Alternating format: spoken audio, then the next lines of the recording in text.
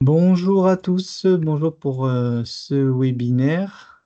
Sur le recensement des centres d'expérimentation en filière animale, centres d'expérimentation qui sont sensibles au biocontrôle et aux biosolutions.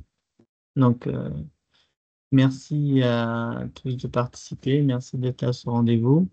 Un petit rappel sur le déroulement du webinaire. Si vous souhaitez intervenir lors de ce webinaire pour poser des questions à la fin sur lesquelles on aura un petit peu de temps pour revenir.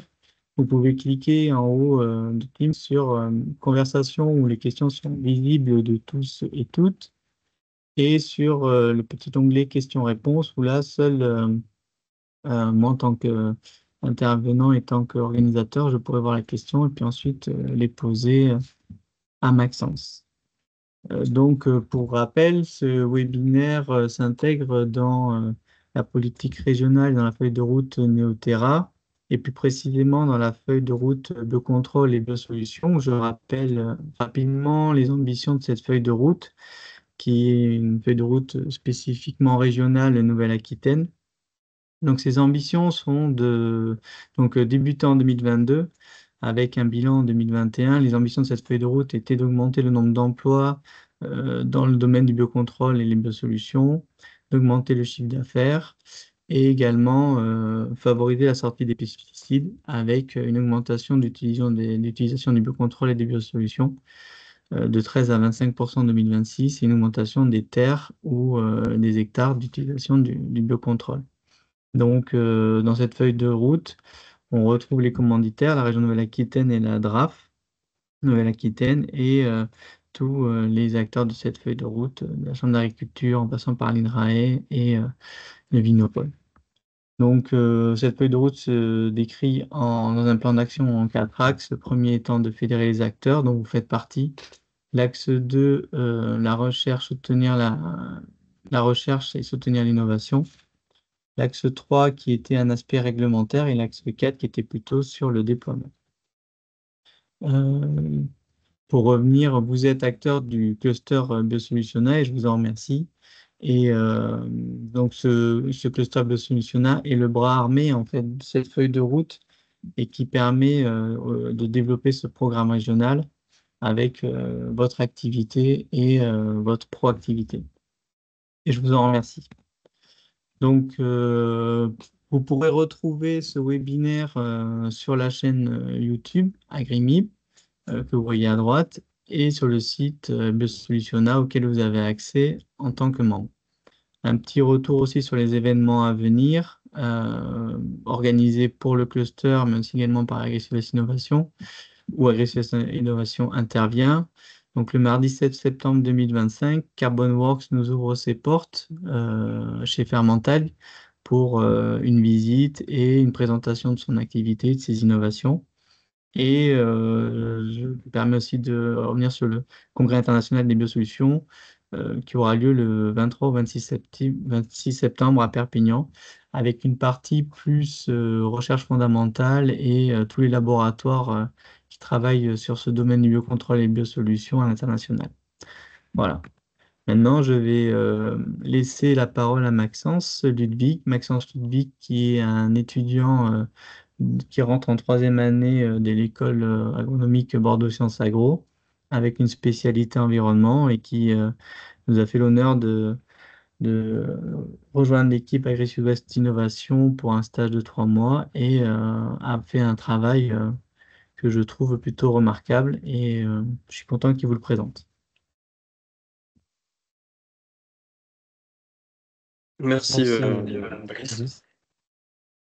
Euh, alors, pour commencer, du coup, pour vous présenter un peu le, le recensement en général, euh, je vais commencer un peu par vous présenter le contexte, donc pourquoi ce recensement a été mené, pourquoi il a été fait, et puis aussi les méthodes de travail qui ont été utilisées pour le réaliser. Et suite à ce recensement, je vais vous présenter un peu les livrables de tout ce qui va être suivi à l'enquête. ainsi qu'une petite synthèse des résultats obtenus, et enfin une petite présentation du livret principal qui est une fiche regroupant les informations obtenues lors des différents entretiens. Donc pour débuter, le contexte un peu du recensement, c'est suite au groupe de travail du 9 octobre 2024. Vous pouvez voir au niveau du plan d'action en bas à droite, dans le volet scientifique, plateforme expérimentale et état des lieux. Donc en fait, c'est vraiment l'état des lieux de toutes les plateformes expérimentales en filière animale de la France, pour voir un peu ce qu'il en est au niveau de leurs activités, mais également au niveau des biosolutions, de ce qu'ils font, de ce s'ils ont déjà des essais avec ce type de produit et quel type de produit ils ont déjà expérimenté si c'est le cas. Voilà. Donc pour faire ce recensement, les méthodes de travail qui ont été utilisées, donc tout d'abord, c'est un peu, la création d'une base de contact, par, identification des centres d'expérimentation qui a été, préalablement, débutée par, Sahar à qui, j'ai, poursuivi le stage, quoi.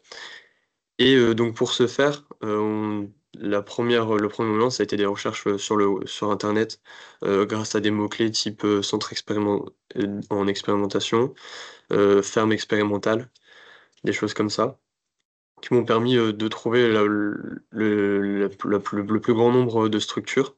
Et ensuite, j'ai également, mené une petite étude bibliographique puisque certains centres, certaines structures produisent, elles-mêmes, leurs papiers. Et sont également parfois mentionnées dans certains papiers puisqu'elles ont participé à l'essai ou accueilli l'essai. Et enfin, le dernier point, pour étoffer un peu cette base de contact, ça a été de demander directement aux structures, durant les interviews, si, elles travaillaient ou connaissaient d'autres, structures publiques ou privées, que je n'avais pas forcément dans, ma base de contact, initiale. Ensuite, pour, réaliser les interviews, un questionnaire a été mis en place, donc cette fois par Sahar. Je me le suis approprié, pour, pouvoir réaliser cet entretien et ce questionnaire a vraiment servi de trame durant les interviews, mais également, un peu de moyen enfin, il était envoyé, en prime abord aux structures pour qu'elles puissent un peu s'approprier la démarche et savoir un peu, quelles questions on allait aborder et parfois peut-être préparer aussi l'entretien si elles avaient besoin d'appui, voilà. Et dans ce questionnaire, on retrouvait des informations, sur l'activité, du centre en général, que ce soit les espèces, utilisées pour les essais, les domaines d'expérimentation, les infrastructures, présentes sur place ou même, le personnel dédié à l'expérimentation. Des questions et des informations, obtenues sur, les biosolutions, donc c'est-à-dire, plutôt, si, la structure a fait des essais avec ce type de produit et si oui, quelle catégorie? Donc, on retrouvait dans les questions, type, additifs nutritionnels, probiotiques, prébiotiques, ce genre de réponses-là. Et puis, ces questions ont permis, un peu de voir, la sensibilité de la structure vis-à-vis des biosolutions, pour pouvoir ensuite, un peu, essayer de voir, de situer cette structure vis-à-vis des autres, dans cette catégorie de produits.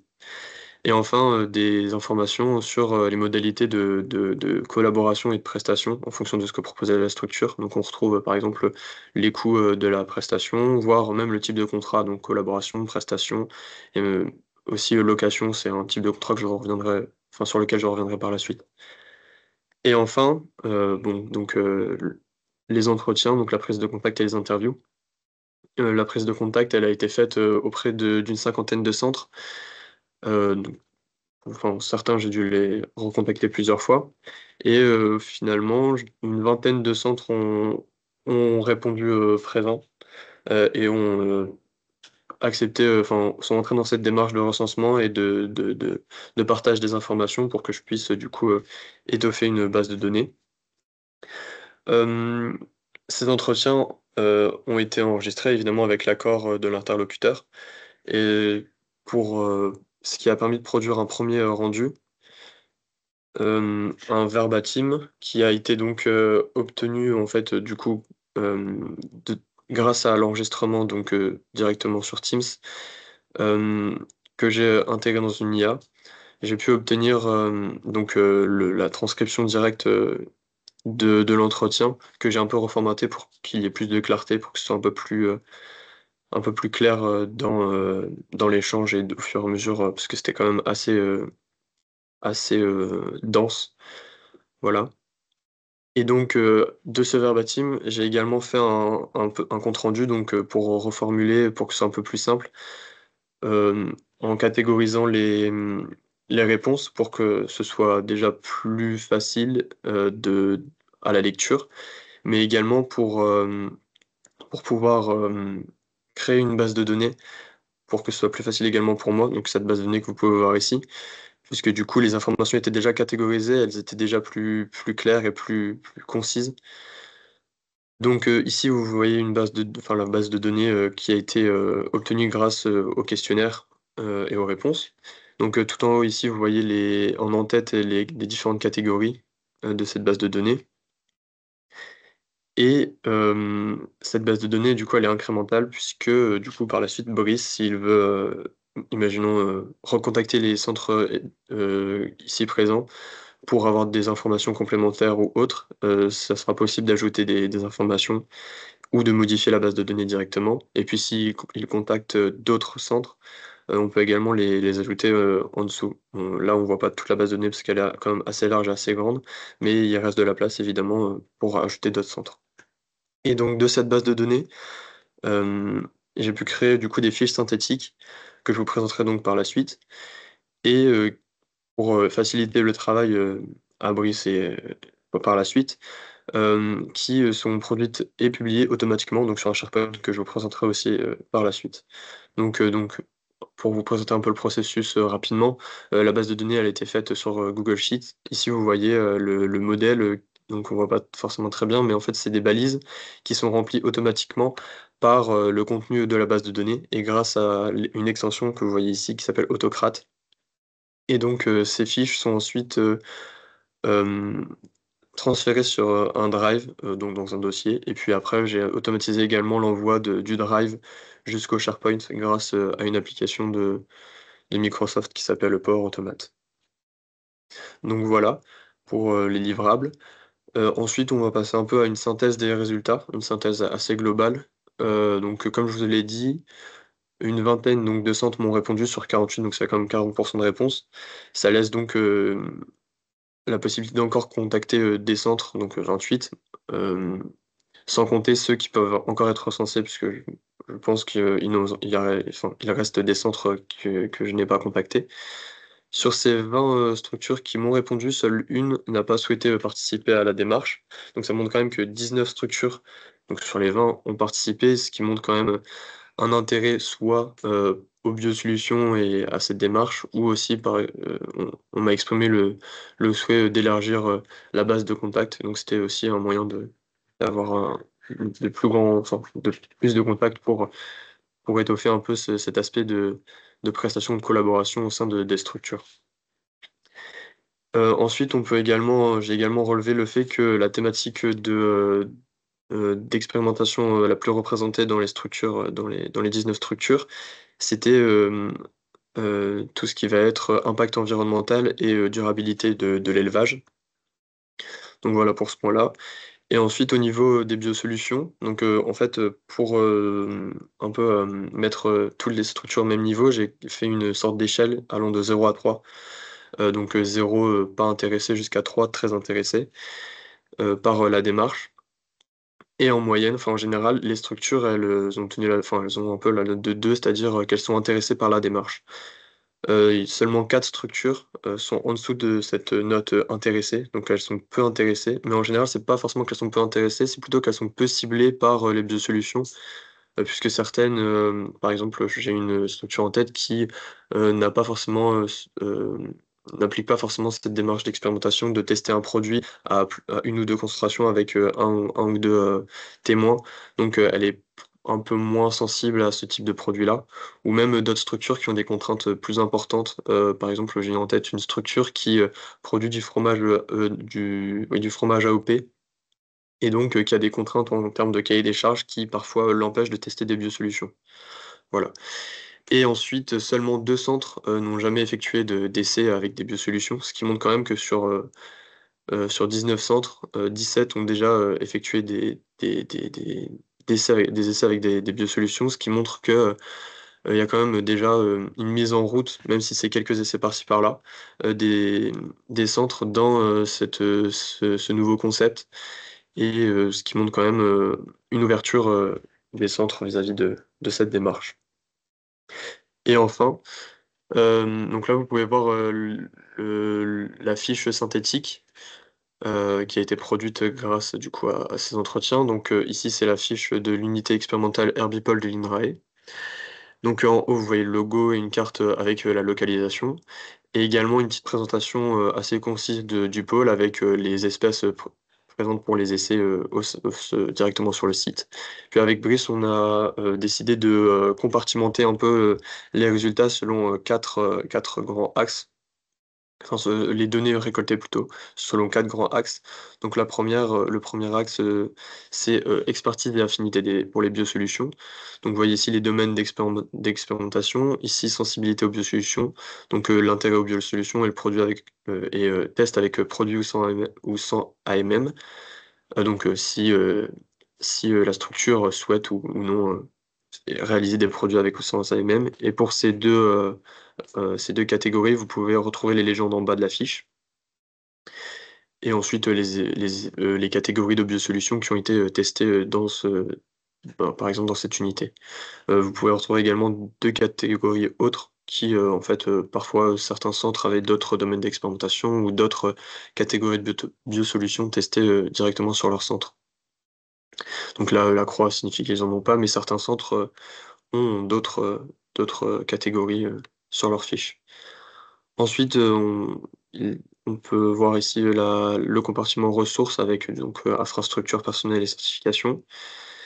Et ensuite, le compartiment collaboration pardon, et prestations. Donc, je vous parlais ici de différents types de contrats tout à l'heure, collaboration, prestation, mais également location, puisque certains centres, certaines structures proposent en fait aux entreprises de venir directement sur site pour pouvoir réaliser elles-mêmes les essais dont elle a besoin. Et en fait, donc le centre, enfin la structure propose de louer l'espace, et le matériel, en fait, ce dont a besoin l'entreprise pour effectuer ses essais.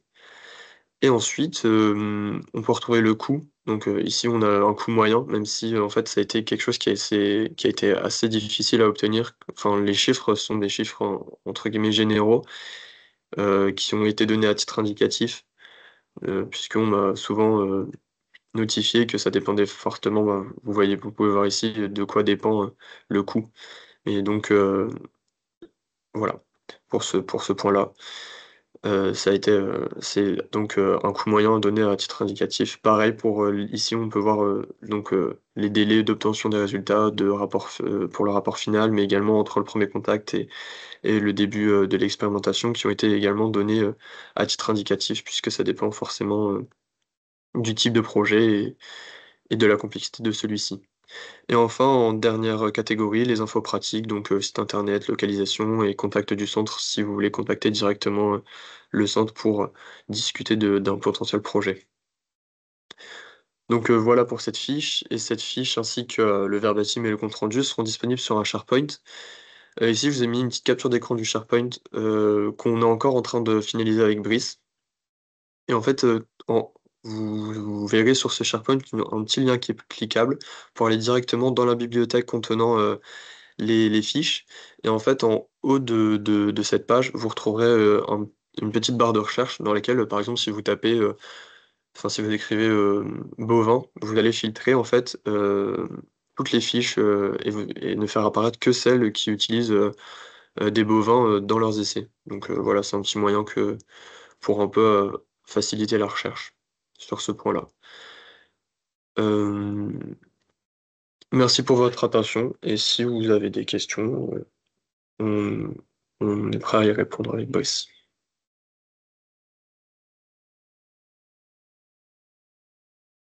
Et merci Maxime. Merci Maxime pour cette présentation.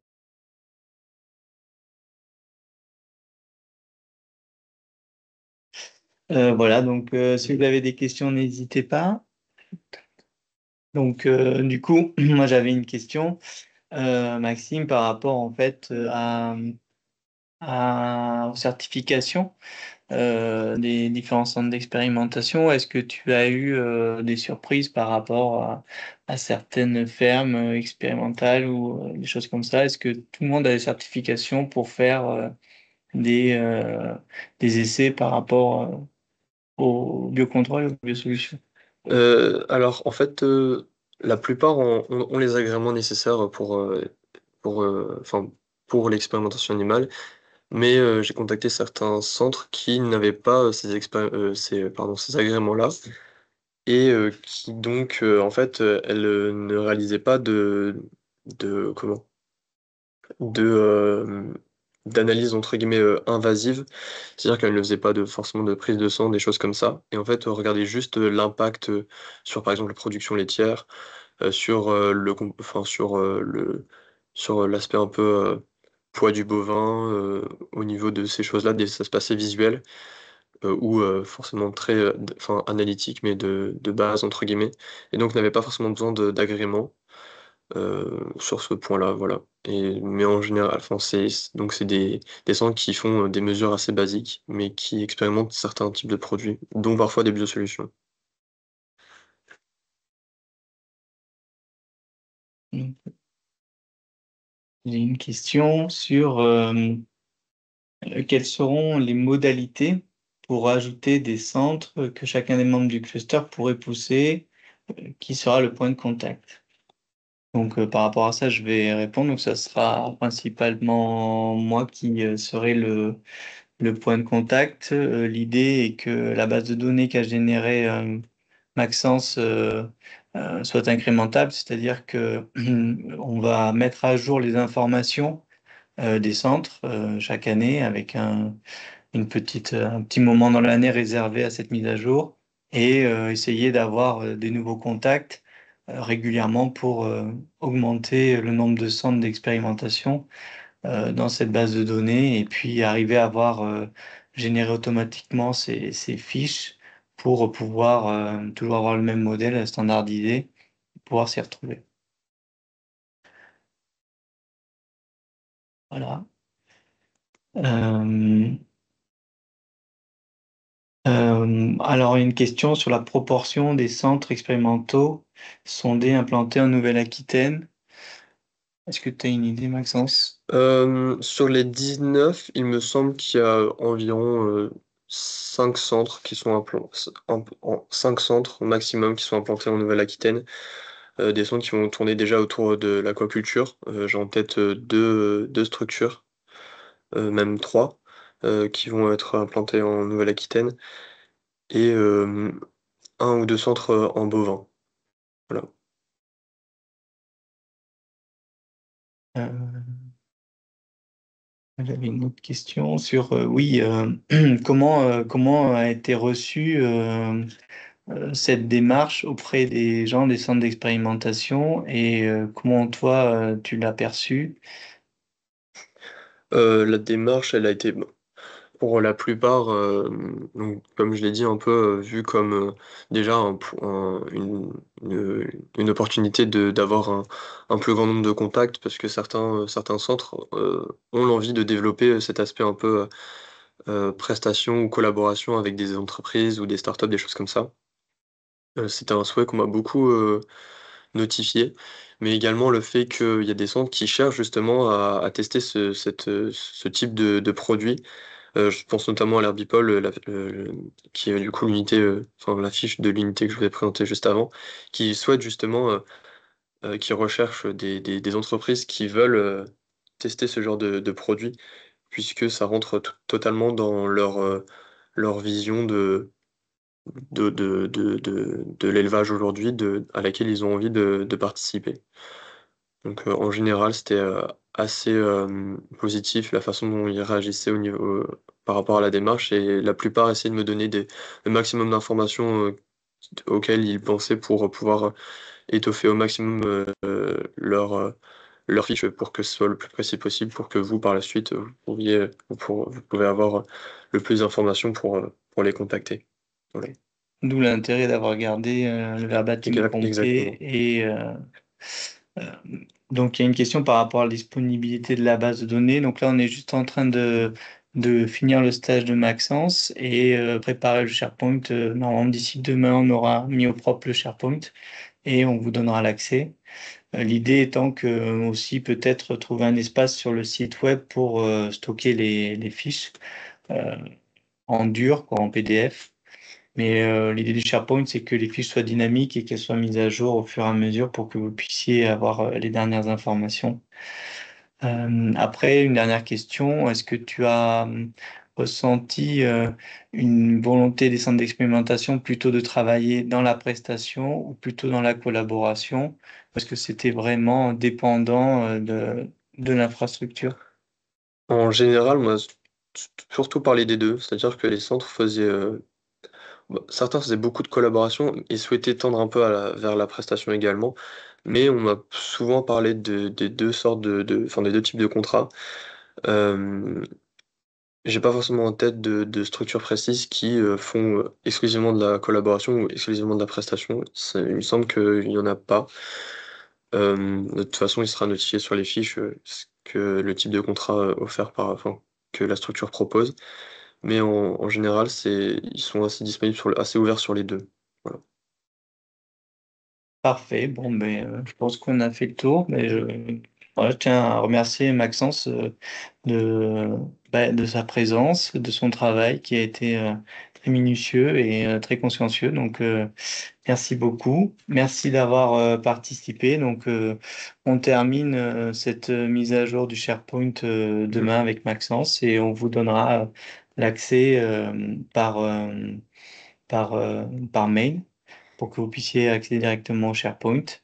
Et voilà, merci Maxence. Bonne continuation dans tes études Merci à pour ta toi, Brice. troisième année. Et puis, en vous souhaitant à tous une bonne journée, merci beaucoup de votre participation. Et à Mm. bientôt. Merci à vous.